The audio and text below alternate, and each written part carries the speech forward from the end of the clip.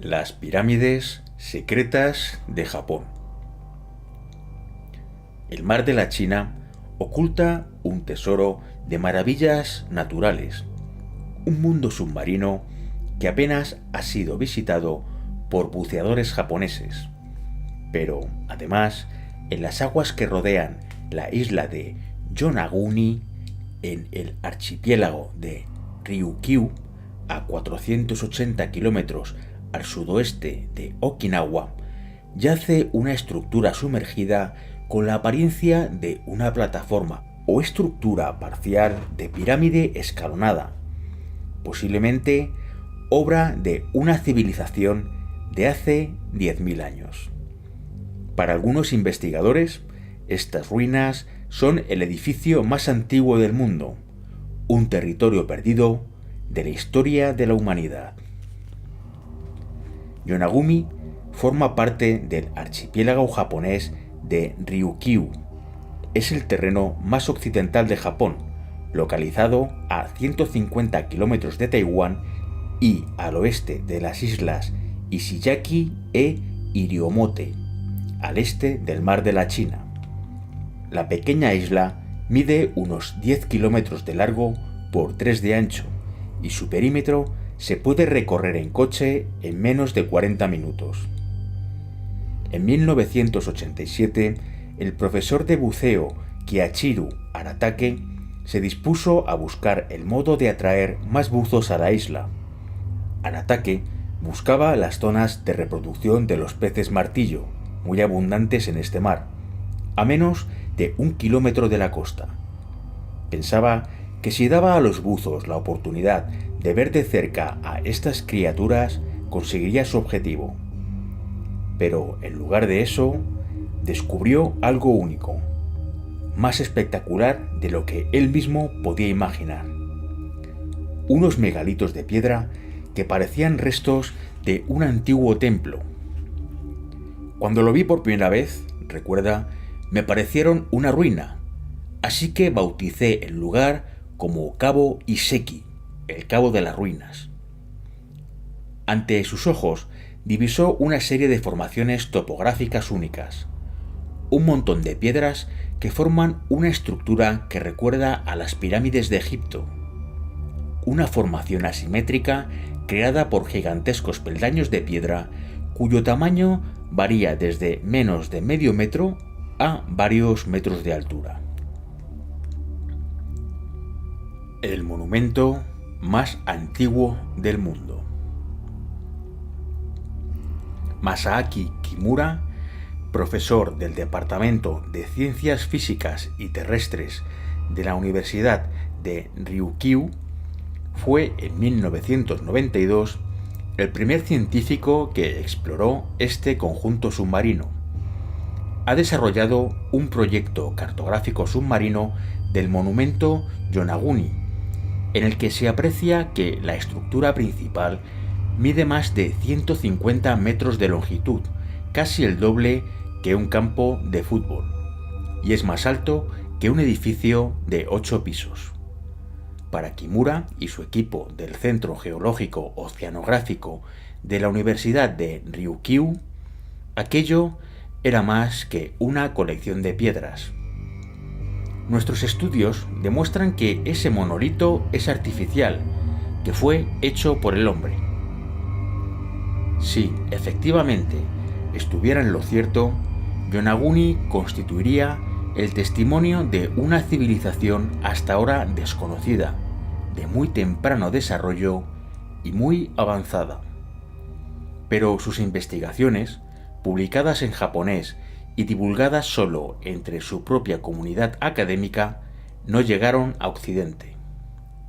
Sin embargo, las fotos del lugar llamaron la atención de varios buzos occidentales.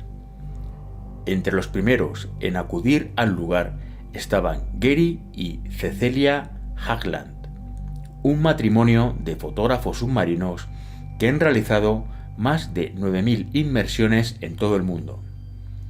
La primera vez que nos sumergimos junto al monumento, me pareció que estaba en una película de ciencia ficción, volando sobre una ciudad enorme, y cuando volví al barco no tuve palabras para describirlo, explica Cecelia Haglund. Sin duda, Iseki es un lugar mágico para bucear, pero a causa de las dificultades es muy peligroso y poco accesible. Las fotos de los Haglund impresionaron a Graham Hancock, periodista y antiguo corresponsal del Economist y autor de una serie de libros sobre las estructuras más antiguas conocidas, como Fingerprints of the Gods. Hancock inmediatamente se matriculó en un curso de buceo para poder ver el monumento con sus propios ojos. Mi primera impresión cuando vi la estructura principal de Yonaguni fue de asombro. Ver lo que parece consecuencia del diseño y la organización en una inmensa estructura submarina de piedra, los bordes de las piedras definidos casi en ángulo recto, como formando una escalera, me hizo sentir una gran emoción, como un misterio.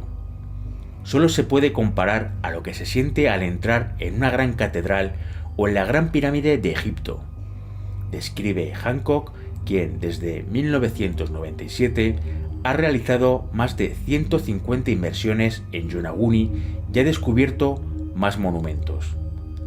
En su opinión, se pueden apreciar distintas estructuras con características anómalas y extraordinariamente curiosas que no se pueden explicar sin la intervención del hombre. Se extienden a lo largo de 5 kilómetros, frente a la costa sur de Yonaguni, y todas ellas fueron construidas alrededor del mismo periodo. Creo sinceramente que se trata de una gran área ceremonial religiosa, afirma. El hecho de que el monumento de Yonaguni se haya sumergido en el mar presenta un problema extraordinariamente complejo.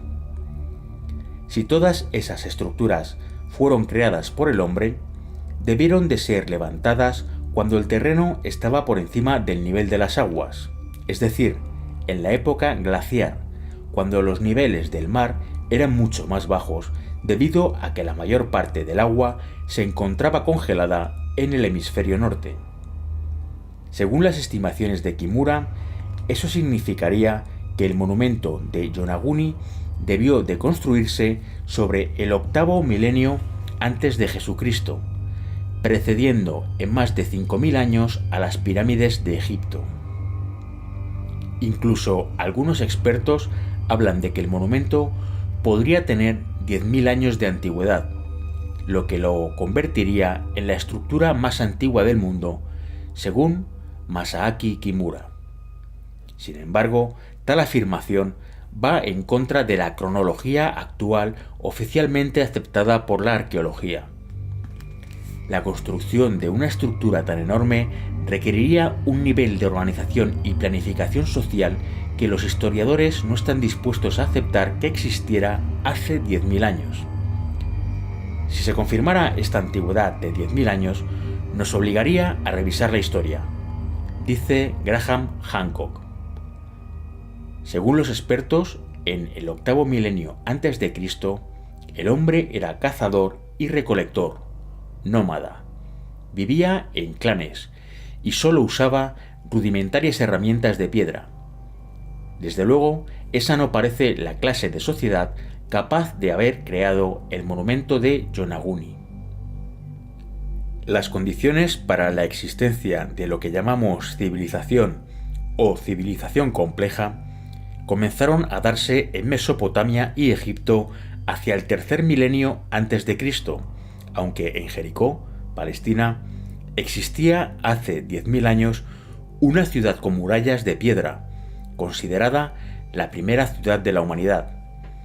Según el escritor John Anthony West, especialista en monumentos de las primeras civilizaciones, en nuestro planeta hay amplias evidencias que durante las glaciaciones pudo existir una civilización avanzada, una civilización descrita en las historias orales de otras culturas durante milenios.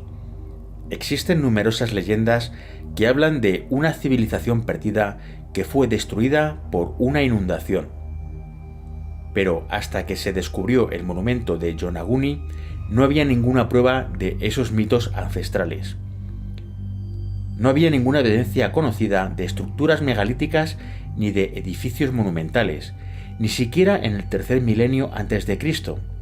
Así que si hablamos del sexto u octavo milenio antes de Cristo, son más aún increíbles, explica el profesor Robert Schoch, geólogo de la Universidad de Boston. El profesor Masaaki Kimura cree que la época en que se pudo crear el monumento de Yonaguni fue alrededor del año 8000 a.C., cuando esta parte de Japón aún no estaba sumergida. Pero si los datos son correctos y el monumento fue hecho por el hombre, ¿quiénes lo levantaron?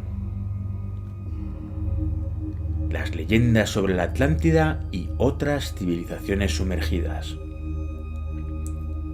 En el año 360 a.C., el filósofo griego Platón describió lo que por primera vez hasta entonces no era más que un mito oral en Occidente, la leyenda de la Atlántida, una civilización muy avanzada tecnológicamente que había florecido hacia el 10º milenio antes de Cristo.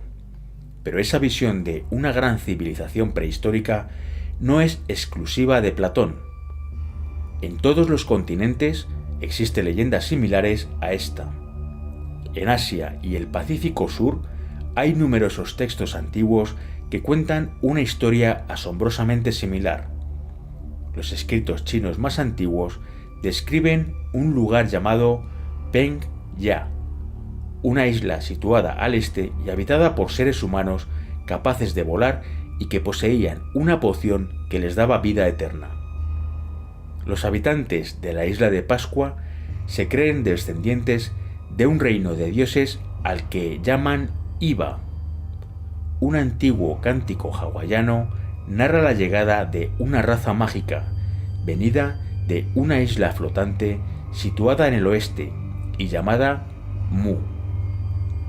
Son numerosas las leyendas de una civilización prehistórica en el Océano Pacífico llamada Lemuria o Mu. Los japoneses llaman a sus emperadores prehistóricos Jim Mu, Tim Mu, Kam Mu, etc. Lo que quizá significa que sus ancestros fueron supervivientes de esta civilización. Leyendas similares están tan extendidas que han llevado a algunos hombres a explorar la posibilidad de que existiera una civilización bastante más antigua de lo que hablan los historiadores. Yonaguni podría tener algo que ver con eso. No hay estudios suficientes para asegurar si pertenece o no a una protocultura o protocivilización de la que todos descendemos, indica el profesor Robert Schoch. Ya se llame Mu, Peng Ya o Atlántida, todos esos lugares legendarios tienen algo en común, que la gran civilización de la que hablan fue destruida por una gran inundación. Así, hay más de 600 mitos que hablan de inundaciones en todo el mundo. Son universales. En Yonaguni, las pruebas físicas halladas se ajustan a la leyenda. Si el monumento de Yonaguni fue creado en tierra firme durante una glaciación, es posible que no fuera destruido por el deshielo de los casquetes polares. El hielo se mantuvo congelado durante más de 100.000 años y, de pronto, hace unos 17.000 años empezó a derretirse. Un deshielo que duró 8.000 años. Hubo 3 grandes inundaciones a lo largo de este tiempo. En una ocasión, el nivel del mar subió casi 30 metros, prácticamente de un día para otro en términos geológicos. Cuenta Graham Hancock. Según las leyendas, cuando aquella inundación sumergió la Tierra, hubo supervivientes, y fueron ellos los que emigraron, los que extendieron su leyenda y los conocimientos de su civilización por todo el mundo. Sin embargo, incluso más importante que las pruebas físicas, las leyendas y los mitos es la evidencia de unos conocimientos comunes. Investigadores como John Anthony West creen que el hecho de que las grandes civilizaciones que nacieron hace más de 7.000 años, construyeran estructuras similares no es una coincidencia. Una especie de semejanza universal de diseños que se repite en emplazamientos distintos y alejados. Así, a pesar de que las pirámides de Egipto y los templos de Angkor Wat, en Camboya, estén a miles de kilómetros de distancia, poseen una asombrosa similitud entre ellos. También se repite esta semejanza en Okinawa, donde está el castillo de Nakagusuku, un edificio ceremonial construido en el primer milenio antes de Cristo, o en la isla de Pohnpei, en la Micronesia, y su conjunto de antiguas ruinas conocidas como Nan Modal. Pero por la apariencia de una plataforma de pirámide escalonada del monumento de Yonaguni, tal vez la coincidencia más curiosa sea con el Templo del Sol, hallado en Trujillo, Perú. Un templo preincaico, de terrazas irregulares y levantado al otro lado del océano y de formas similares a estas ruinas. Pero no solo todas estas estructuras tienen una forma arquitectónica parecida, sino que muchas de ellas poseían una función similar. Es un hecho que muchas de las estructuras megalíticas antiguas, ya sean en Stonehenge en Inglaterra o los templos megalíticos en Malta, no solo constan de grandes rocas cortadas y talladas por el ser humano, sino que están organizadas y orientadas según una relación solar o astronómica, explica Graham Hancock. También en esto parece haber un paralelismo con el monumento de Yonaguni.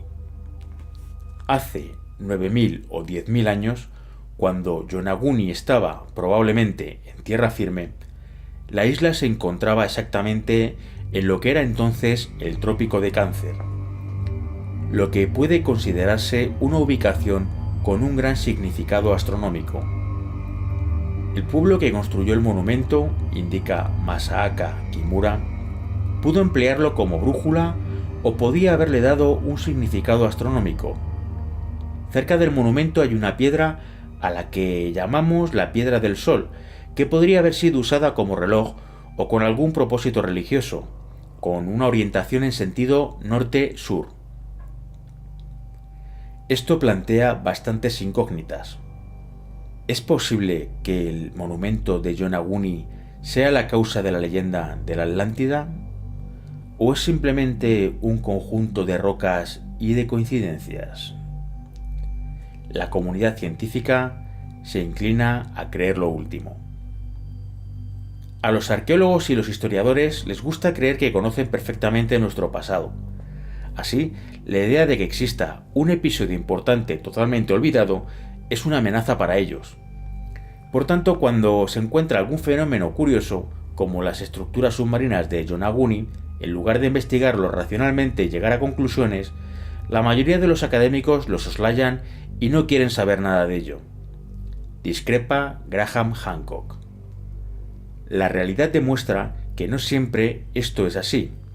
Existen casos en que los académicos han explorado lugares míticos y descubierto que no se trataba de una leyenda.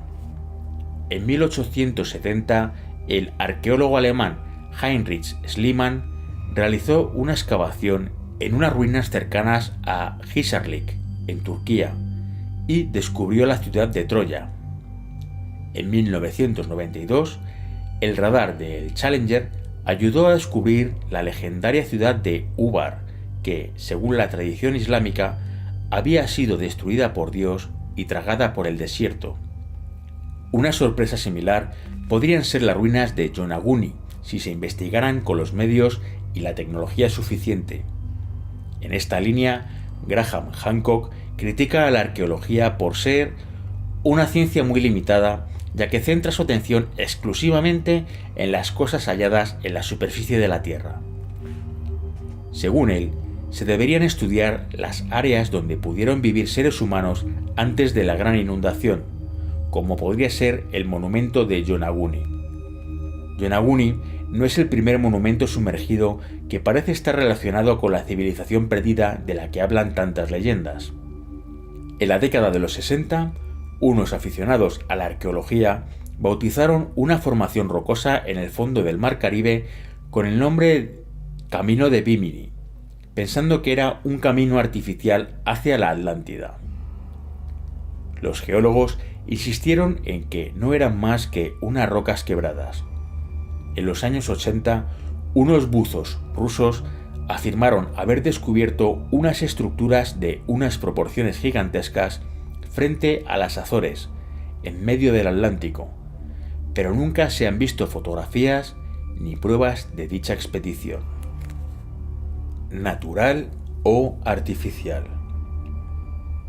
En septiembre de 1997, el profesor Robert Schoch, director en Geología y Geofísica por la Universidad de Yale, llegó a la isla de Yonaguni y se convirtió en el primer académico occidental que se sumergía para estudiar el monumento. Sus investigaciones, poco convencionales sobre monumentos antiguos, databan de muchos años atrás. En 1989 comenzó a estudiar la gran esfinge de Giza. Los científicos habían datado la construcción de la esfinge hacia el año 2500 a.C., pero tras estudiar las pautas de la erosión en la roca, la naturaleza del clima y realizar distintos análisis sísmicos, Schoch llegó a la conclusión de que la parte más antigua de la esfinge data del año 5000 a.C. Estaba abierto a la posibilidad de que en Japón hubiera existido una civilización muy antigua. Cuenta. En su primera inmersión, Schoch estuvo acompañado por Kiichiro Aratake, el descubridor del monumento. También iban con ellos los escritores John Anthony West y Graham Hancock. Durante el verano de 1998, Schoch regresó como miembro del proyecto arqueológico submarino Equipo Atlantis. El equipo realizó una serie de filmaciones de estas estructuras rocosas, una de las cuales mostraba una enorme formación piramidal de 80 metros. Algunas estructuras tenían 25 metros de alto y ángulos rectos perfectos, formando escaleras enclavadas en la roca. Otras se encontraban a solo 10 metros de la superficie de las aguas. Descubrieron que, a cada lado de una especie de pasillo, se veían dos filas de megalitos, unos encima de los otros, y los bloques horizontales tenían la misma forma que los de Stonehenge. Parecía que las rocas se hubieran derrumbado de modo natural, formando una especie de muro. Al salir del pasillo, divisaron dos megalitos, que denominaron las Torres Gemelas, una estructura asombrosamente regular que la naturaleza difícilmente podría haber colocado. Tal y como está formado el lecho, las piedras se quiebran en horizontal, y si esto se combina con fracturas verticales, la erosión hace de ellas una estructura en forma escalonada. Describe Robert Schoch. Apreciaron cortes que parecían absolutamente perfectos, tanto horizontales como verticales, y rocas que parecían movidas de las líneas de fallas naturales, para producir esas extraordinarias formaciones, cuenta John Anthony West. En el centro de donde está situado el monumento de Yonaguni, las corrientes son increíblemente fuertes y la marea es capaz de partir la roca y de arrastrar trozos formando diseños asombrosos. Así, para el geólogo Robert Schoch, los ángulos casi rectos y bordes o esquinas bien determinadas no son prueba de la intervención de la mano humana y pueden considerarse acciones naturales. Lo cierto es que las rocas no se observan bien porque están cubiertas de corales, esponjas y algas que homogeneizan la superficie. Es como tener una superficie áspera y enfoscada con cemento, en ese caso con cemento natural formado por bioorganismos. Esto hace que parezca más artificial, más regular, indica Schoch. Además, el monumento Yonaguni yace en una región propensa a los terremotos, y estos tienden a fracturar las rocas de manera regular, afirma. En sentido contrario, se dirigen las investigaciones del físico y profesor Masaaki Kimura, quien, basándose en sus propias inmersiones, no cree la teoría de la erosión natural. Hay zonas en la superficie del monumento que, según él, no parecen causadas por la erosión ni han sido alisadas por los organismos biológicos. Así, en 3 agujeros alineados, de unos 70 centímetros de diámetro y 1 metro de profundidad, se aprecia lo que parece un tramo de escaleras. Se cree que pudieron utilizarse para colocar 2 pilares hechos de madera. 2 de esos agujeros son redondos, pero el tercero es hexagonal, y esa forma no puede haberse formado naturalmente. Creo que ese hueco se hizo para sujetar una columna, asegura Masaaki Kimura. Un ángulo recto interior excavado en la roca podría haber sido causado por la erosión de las olas, pero encontrar un agujero en ángulo recto en un lugar protegido resulta muy curioso, señala Graham Hancock. Para el geólogo Schoch, ese agujero también podría haberse producido por una causa natural. Mi hipótesis es que allí había una unión débil o una capa blanda en la cual se han introducido organismos vivos y estos se extienden regularmente, creando una serie de agujeros regulares. Tiene una explicación natural. Para los partidarios de que las estructuras de Yonaguni están realizadas por la mano del hombre, hay más indicios, como poco asombrosos. Por ejemplo, en la terraza superior del monumento hay formas que parecen haber sido esculpidas. La combinación de estos diseños distintos en una misma zona podrían significar para Graham Hancock una prueba de la poca probabilidad de que hayan sido formadas naturalmente. Pero al igual que Hancock y Schoch, un equipo de filmación de Canal de Historia, del que se hablará a continuación, no es categórico a la hora de asegurar cómo se crearon estas extrañas formaciones rocosas. Hay ciertas marcas que podrían ser artificiales. En mi opinión, no podemos excluir la hipótesis de que el hombre le diera alguna utilidad, aunque originalmente fuera una estructura natural, señala Robert Schoch. Así, adelanta la hipótesis de que el monumento Yonaguni sería una construcción natural. Sin embargo, esto no impide que una ancestral cultura haya visto en esta singular formación, que tal vez no se hallaba sumergida entonces, un lugar sagrado, un santuario, escenario de remotos ritos. Deberíamos considerar la posibilidad de que el monumento Yonaguni sea fundamentalmente una estructura natural que fue utilizada, aumentada y modificada por humanos en la antigüedad. Incluso pudo haber sido una cantera de la cual se cortaron bloques de piedra utilizando los planos naturales de estratificación, unión y fractura de la roca, que después serían edificados y trasladados para edificar otras construcciones que desaparecieron hace mucho tiempo, indica Schoch. Primeras imágenes. En julio del año 2000, un equipo de filmación de Canal de Historia se sumergió en Yonaguni para ver las ruinas de cerca. El equipo estaba formado por 3 buceadores locales, entre los que estaba Kiichiro Aratake y 3 cámaras, entre ellos los veteranos Gary y Cecilia Hagland. Durante la inmersión se vieron las peores condiciones meteorológicas, con tifón incluido, experimentadas en 20 años. Sin embargo, el operador de cámara, Tom Holden, pudo captar la misteriosa belleza del monumento y su cámara fue la primera en grabar una estructura recién descubierta llamada escenario. El equipo de televisión consiguió las primeras vistas claras de la costa del Cabo Iseki.